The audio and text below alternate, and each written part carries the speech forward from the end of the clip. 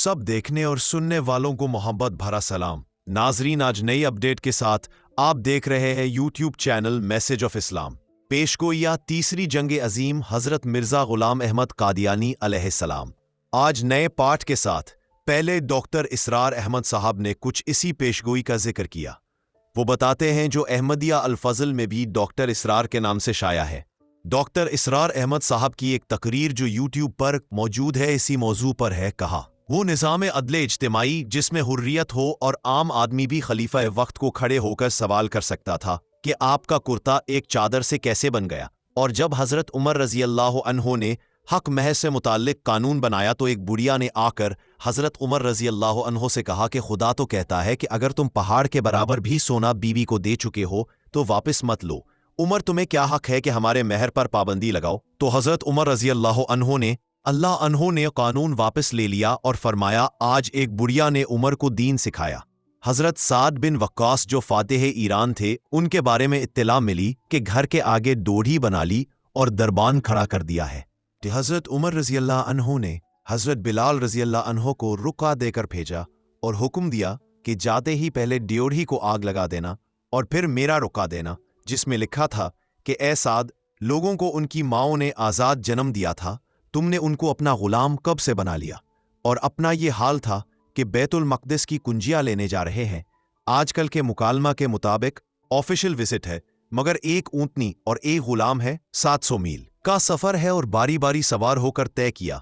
इस निज़ाम अदले इज्तिमाई की दुनिया आज मुंतज़िर है और नौए इंसानी ने जितने तजुर्बे कर लिए, जितनी छलांगे लगा ली, मुलूकियत ख़त्म की, तो आसमान से गिरा खजूर में अटका जमहूरी निज़ाम आया, नाम नेहाद, मगर वो सरमायादाराना निज़ाम बनकर पहले से बड़ी लानत बन गई।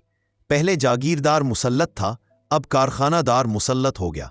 इससे निकलने के लिए कम्युनिज्म की तरफ गए, एक पार्टी डिक्टेटर बनकर बैठ गई, यानी ये गुलामी से निजात पाता है, दूसरी में फंस जाता है, क्योंकि वो निज़ाम अदले इज्तिमाई जो मोहम्मद अरबी सल्लल्लाहु अलैहि वसल्लम को देकर भेजा गया था उसके गुलाम सोए हुए हैं। उनको अंदाजा ही नहीं कि नुस्खा तो हमारे पास था, हमने अमल करना था और दुनिया के सामने पेश करना था। पाकिस्तान को बनाया ही इसीलिए गया था। जब आ हज़रत सल्लल्लाहु अलैहि वसल्लम ने फरमाया है कि यहाँ हिंदुस्तान से फौजें चलेंगी तो कुछ अजब नहीं कि ये कैसे होगा, लेकिन होगा। बहरहाल इसका फैसला रहे।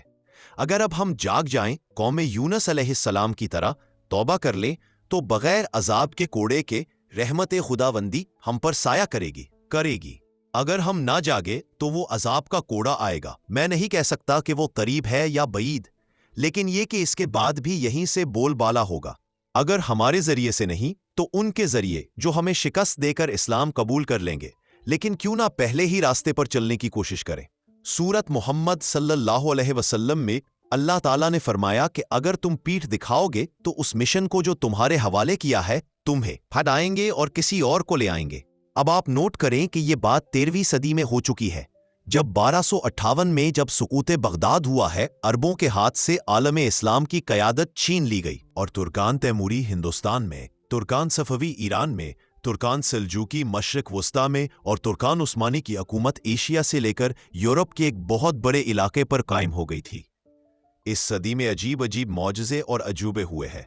अजीम सल्तनत उस्मानिया जो 3 बराइज़मों पर मुहित थी, उसका नामो निशान ख़त्म। ग्रेट यूएसएसआर का नामो निशान ख़त्म। अब बस एक मुल्क की हैसियत से रूस बाकी है। 20 तीसरी जंग अजीम के बाद गलबा इस्लाम का दौर। हज़रत मसीह मऊद अलैहिस्सलाम फरमाते हैं, देखो वो ज़माना चला आता है, बल्कि करीब है कि खुदा इस सिलसिला की दुनिया में बड़ी मकबूलियत फैलाएगा और ये सिलसिला मशरिक और मगरिब और शुमाल और जुनूब में फैलेगा और दुनिया में इस्लाम से मुराद यही सिलसिला होगा।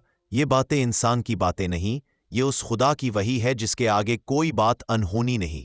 तोहफ़ा गोलड़विया, रूहानी ख़ज़ाइन, जिल्द 17 सफ़। हज़रत खलीफतुल मसीह अल-सानी रज़ी अल्लाह अन्हो फरमाते हैं, यूरोपियन अक़वाम को जंग का अजाब घेर लेगा और गोया जंग उनके घरों के गिर्द ख़ैमे लगा लेगी, और जिस कदर वो अमन के लिए कोशिश करेंगे और अमन अमन कह के चलाएंगे, इसी कदर पिघलता हुआ लोहा और तानबा उनके मुंहों पर डाला जाएगा। यानी अमन की पुकार तो होगी, लेकिन नतीजा तोपों के गोले और बम ही निकलेगा और उनके मुल्क रहाइश के काबिल ना रहेंगे, बल्कि बुरा ठिकाना बन जाएंगे। ये कौमें अमन की खातिर दूसरी कौमों के लिए साथ दोस्तियां करेंगी, लेकिन इन दोस्तियों का नतीजा जंग ही निकलेगा, ना कि सुलह। तफसीर कबीर जिल्द 4। फिर सूरत अल तत्फीफ की आयत 12 की तफसीर करते हुए हज़रत मुस्लिह मऊद रज़ियल्लाहु अन्हु फरमाते हैं, जब हज़रत मसीह अलैहिस्सलाम ने अपनी कौम के लिए मायदा मांगा तो अल्लाह ताला ने फरमाया, मैं दे तो दूंगा मगर उस नेमत का इनकार नहायत ख़तरनाक नताइज पैदा करने वाला होगा।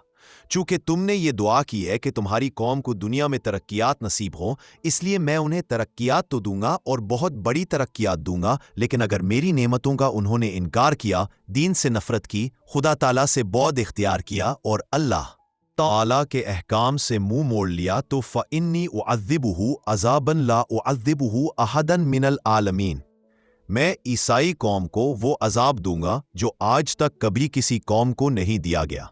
तफसीर कबीर जिल्द 8। अक्ल वालों के लिए खुली खुली निशानियां हैं जो बहुत अरसे पहले बताई जा चुकी हैं, पर लोग कान नहीं धरते।